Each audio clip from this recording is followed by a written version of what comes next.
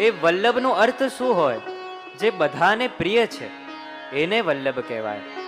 આ રીતે લીલામાં મહાપ્રભુજીનું પ્રાગટ્ય થયું ને એ જ ક્ષણે પંચાક્ષર મંત્ર અને અષ્ટાક્ષર મંત્રનું પર પ્રાગટ્ય થયું.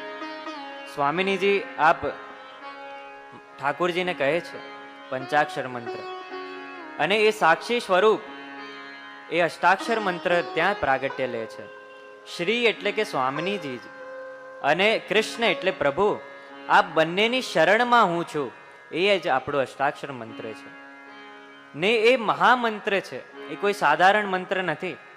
જો શિક્ષાપત્રમાં હરિરાયજી આજ્ઞા કરે છે કે જીવથી બીજું કંઈ ના બને તો આ મંત્રનું જપ કરવું. આ અહર્નિશ આપણા મનમાં આ ચાલતું જ રહેવું જોઈએ. આ મહામંત્ર છે, આને સાધારણ મંત્ર નહીં સમજવું.